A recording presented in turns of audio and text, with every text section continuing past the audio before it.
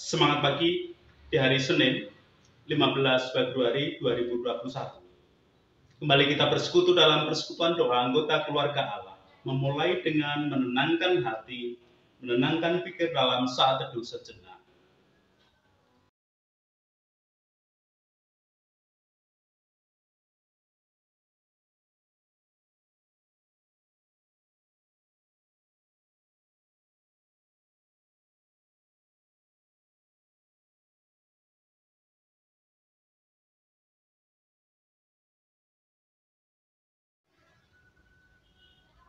Pertolongan kita hanya berasal dari Allah yang telah menciptakan langit bumi beserta segala isinya. Kasih karunia dan damai sejahtera yang dari Allah Bapa kita dan Tuhan Yesus Kristus ada pada saudara sekalian. Amin. Anggota keluarga Allah, tema dan judul perenungan sabda hari ini menggunakan ungkapan Jawa Banyu Sinaring. Banyu Sinaring merupakan ungkapan Jawa yang menggambarkan orang yang selalu berhati-hati dan selalu memperhatikan budi baik pihak lain. Dengan demikian, ia akan selalu berusaha untuk membalas budi kepada orang yang berbuat baik kepadanya. Sebisa dan secepat mungkin itu dilakukan agar dia tidak merasa kepotangan budi, tidak merasa punya hutang budi. Anggota keluarga Allah, perilaku seperti ini seharusnya menjadi watak dari setiap orang, sehingga tidak ada pihak lain atau orang lain yang dirugikan dalam hal apapun. Istilah Jawa biasa disebut podo-podo, saling memberi, saling menerima, mau menerima, mau memberi. Demikian yang terjadi di dalam pengajaran Jawa.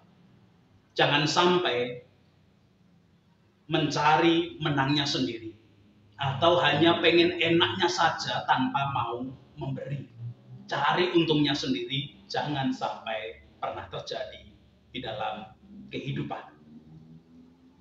Anggota keluarga Allah, jika orang Jawa memberikan pengajaran yang sedemikian sebagai anggota keluarga Allah atau orang percaya dalam hubungan kita pribadi dengan Tuhan, sebagai pemberi kehidupan di dalam hidup kita, mestinya kita lebih dari ajaran Jawa tersebut. Terlebih dahulu kita akan memperhatikan leksionari bacaan kedua hari ini. Ibrani pasal kedua, ayat pertama sampai dengan keempat, memberikan kesaksian kepada kita yang demikian. Karena itu, harus lebih teliti kita memperhatikan apa yang telah kita dengar, supaya kita jangan hanyut di bawah arus. Sebab kalau firman yang dikatakan dengan perantaraan malaikat-malaikat tetap berlaku, dan setiap pelanggaran dan ketidaktaatan mendapat balasan yang setimpal, bagaimanakah kita akan luput jikalau kita menyia-nyiakan keselamatan yang besar itu, yang mula-mula diberitakan oleh Tuhan dan oleh mereka yang telah mendengarnya kepada kita dengan cara yang dapat dipercayai. Sedangkan Allah meneguhkan kesaksian mereka oleh tanda-tanda dan mujizat dan oleh berbagai-bagai penyataan kekuasaan dan karunia Roh Kudus yang dibagi-bagikannya menurut kehendaknya. Demikian kesaksian di dalam Ibrani pasal yang kedua ayat pertama sampai dengan ayat keempat. Anggota keluarga Allah, setiap hari kita mendengar. Ada banyak hal yang kita dengar, ada banyak hal yang masuk ke dalam telinga kita. Ada suara gemercik air, ada suara angin yang berhembus, ada suara kicau burung, ada suara mesin yang menderu, bunyi kendaraan lalu lalang dan lain sebagainya. Ada pula suara sesama kita, entah suara anak, suara saudara, suara pasangan kita, suara orang tua kita, suara teman, dan suara siapapun yang bertemu dengan kita.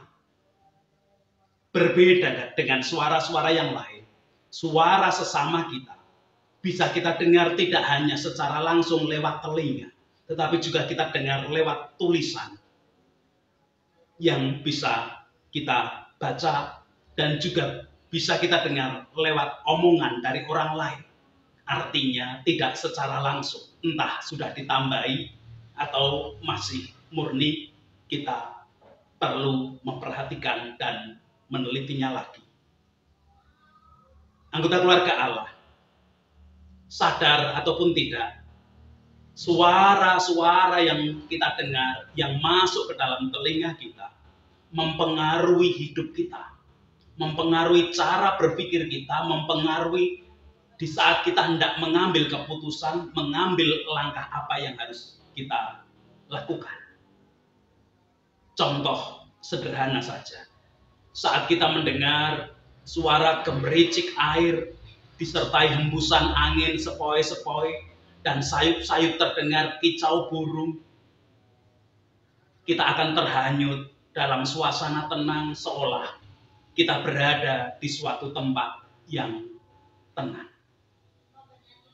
Pada sisi lain, jika kita mendengar suara yang menderu, mesin yang begitu menderu, suara kendaraan yang lalu lalang begitu bising dengan kecepatan, klakson mobil yang berbunyi berdesing terus, kita akan terhanyut dalam suasana seolah-olah hidup di tepi jalan di keramaian yang semuanya harus bergerak serba cepat. Apalagi jika yang kita dengar suara sesama, akan lebih mudah mempengaruhi hidup kita. Saat kita mendengar suara bayi menangis dengan merintih kesakitan, kita akan merasa iba kasihan bayi itu. Saat kita mendengar suara suami istri yang sedang bertengkar, adu mulut, dalam istilah Jawa padu, kita akan merasa ikut jengkel. Bebojon berumah tangga bersuami istri kok bertengkar terus. Saat kita mendengar ada anak membantah, melawan orang tuanya ketika dinasehati, bahkan ketika ngomong, ketika membantah orang tuanya dengan nada keras, suara yang tinggi, kita akan ikut merasa pengen membentak anak tersebut, pengen memarahi anak tersebut. Anggota keluarga Allah, terkait dengan iman dan pertumbuhan iman, oleh penulis surat Ibrani, kita diingatkan agar lebih teliti, lebih memperhatikan apa saja yang kita dengar. Ayat yang pertama memberikan kesaksian kepada kita demikian. Karena itu harus lebih teliti kita memperhatikan apa yang telah kita dengar, supaya kita jangan hanyut di bawah arus. Saya ulang sekali lagi, karena itu harus lebih teliti kita memperhatikan apa yang kita dengar, supaya kita jangan hanyut terbawa arus. Anggota keluarga Allah, dalam hal ini kita harus menerapkan ungkapan Jawa banyu sinare. Mengapa kita harus menerapkan banyu sinare? Penulis surat Ibrani memberikan alasan dengan gamblang di dalam ayat 2 dan 3 bagian A utawi atau bagian depan yang demikian.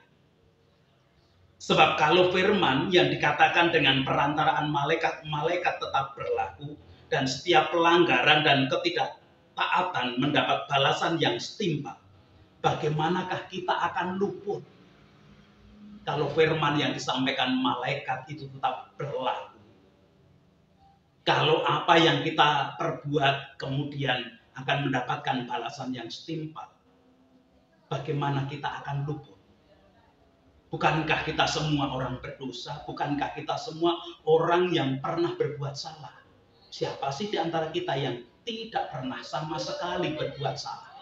Siapa sih di antara kita yang sama sekali tidak pernah berbohong?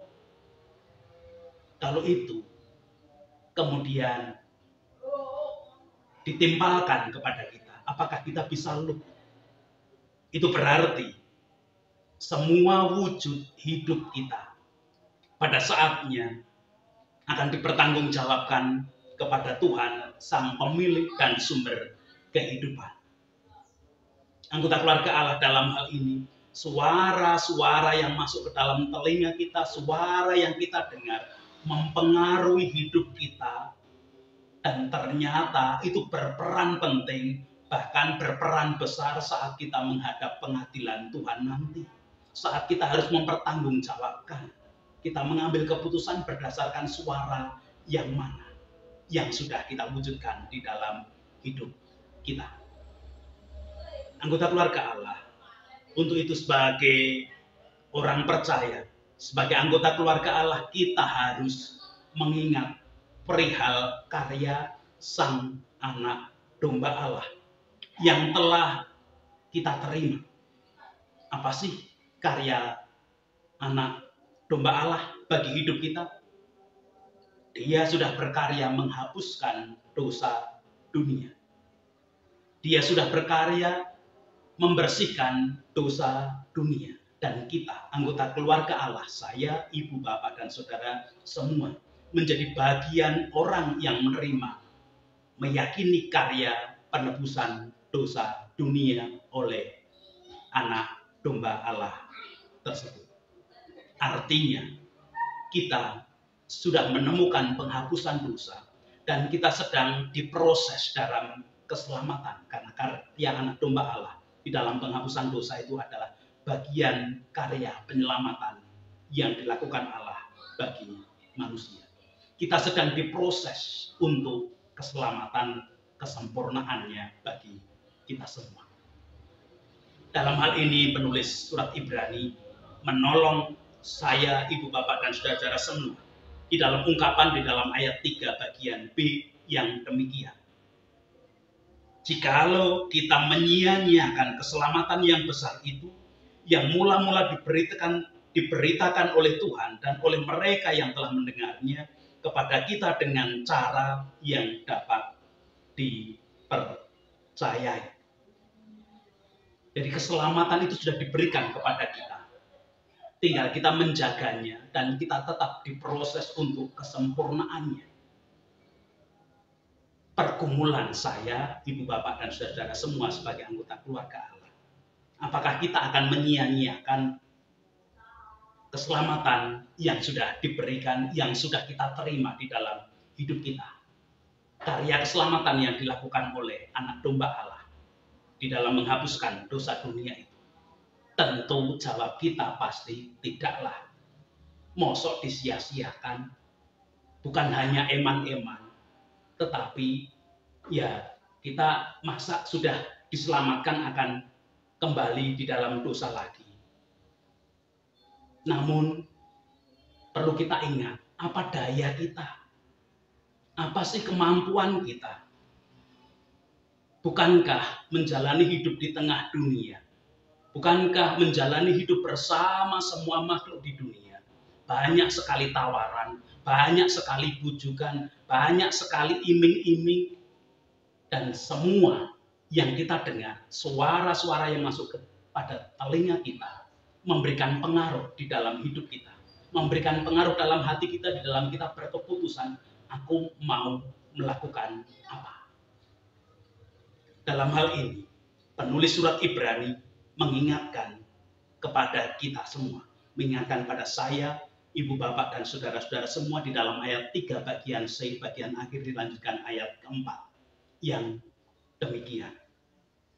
Sedangkan Allah meneguhkan kesaksian mereka oleh tanda-tanda dan mujizat-mujizat dan oleh berbagai-bagai penyataan kekuasaan, dan karunia Roh Kudus yang dibagi-bagikannya menurut kehendaknya. Jadi Allah tetap berkarya di dalam hidup kita.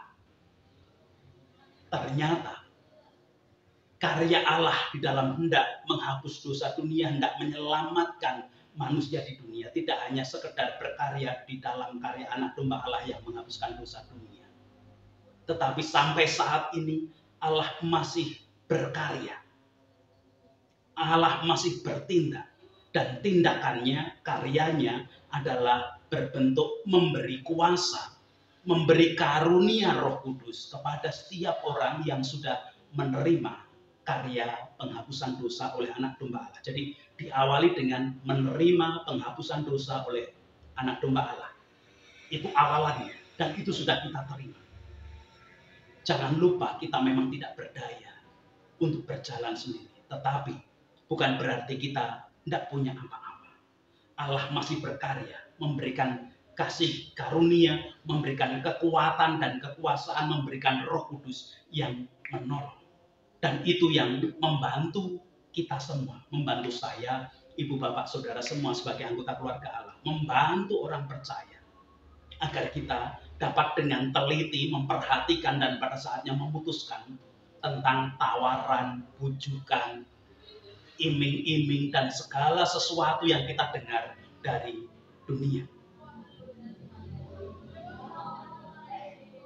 Sehingga kalau kita mungkin merasa mustahil aku bisa teliti dengan sempurna dengan kekuatanku sendiri, kita bisa kemudian menemukan ada kuasa yang diberikan oleh Tuhan.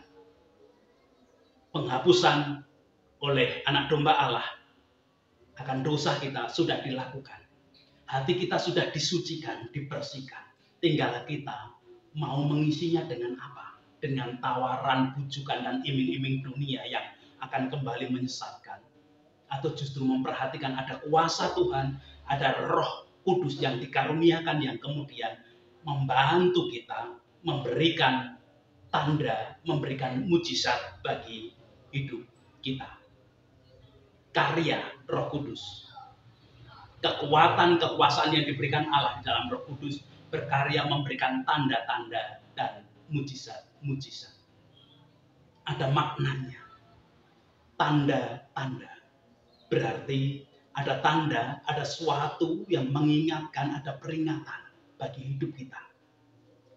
Kalau kita salah di dalam membuat keputusan, setelah kita mendengar apapun, kok aku salah mengambil keputusan, ada tanda yang diberikan Allah, ada tanda-tanda. Sama seperti ketika kita berjalan di jalan raya.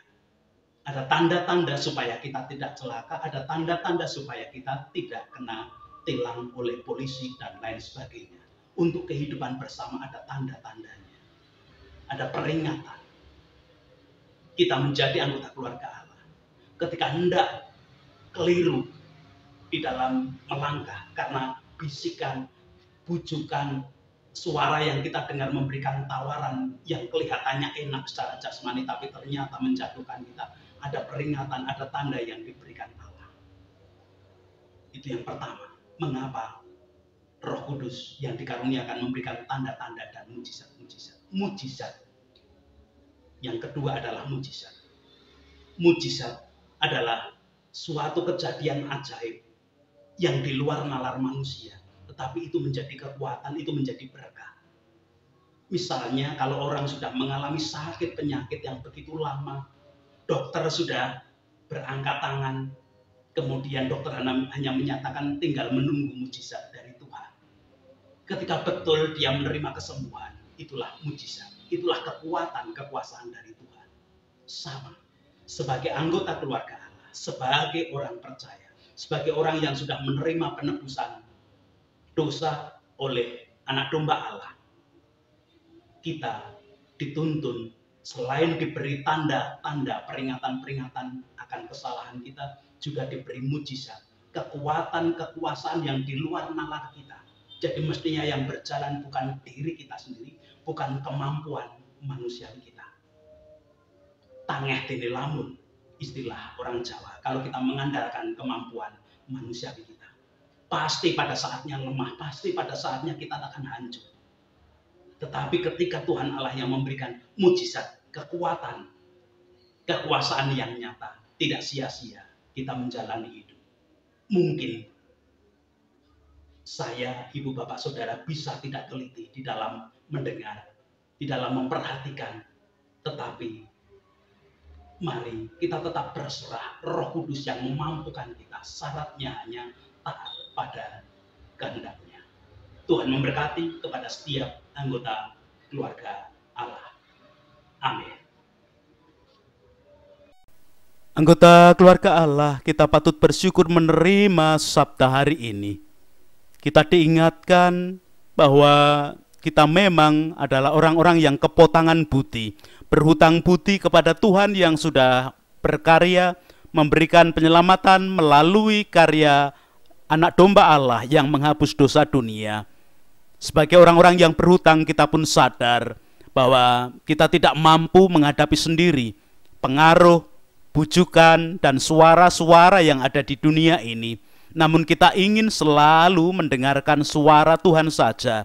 Dan kita boleh yakin bahwa Tuhan yang akan memberikan tanda-tanda dan mujizat kemampuan karena kasih karunia dan Roh Kudus yang diberikannya bagi hidup kita. Kita tanggapi sabda hari ini dengan menyanyikan Kidung Jemaat nomor 25. Ya Allah di cahyamu.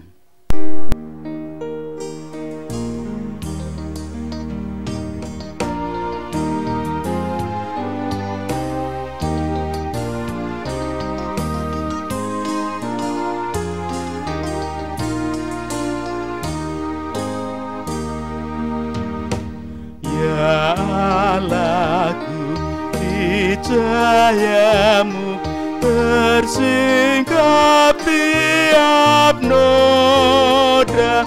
Kau lihatlah manusia penuh lumuran dosa. Di cahayamu mesti redup semara bintang-bintang. Kemanakah manusia dosanya tak terbilang. Kepadamu tujuanku, Kau tak membuang aku. Putramu lah selamanya, jalanku ke tatamu. Ya amin, ya di Golgota ditanggungnya dosaku, dan darahnya yang mulia menghapus aib jiwaku. Ya Tuhanku, percayaku, kiranya Kau tubuhkan hingga teguh di kasih-Mu yang baik ku lakukan.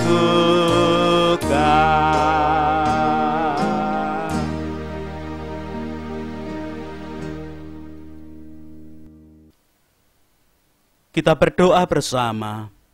Ini kami Tuhan yang boleh membuka diri, membuka hati di hadapan-Mu. Kami sadar kami hanyalah titah yang telah jatuh dalam dosa, namun telah Engkau entaskan kembali. Sehingga selayaknya kami merasa berhutang budi kepadamu. Namun dengan kesadaran kami akan keterbatasan manusia, kami membalas hutang budi kami dengan kemampuan kami sendiri. Kami tidak mampu. Namun Engkau pun memberikan kuasa Roh Kudus, memberikan kasih karunia-Mu berupa kuasa untuk melawan godaan, bujukan suara-suara yang ada di dunia ini, sehingga kami boleh merasakan tanda-tanda dan mujizat-mujizat, tanda ajaib yang Tuhan berikan untuk hidup kami. Perkenankan, hari ini kami melanjutkan kehidupan dengan segala kegiatan dan aktivitas kami di dalam genggaman tangan kasih kuasa Tuhan. Kami meyakini itu. Kami mengaturkan apapun kegiatan kami di dalam pertolongan-Mu.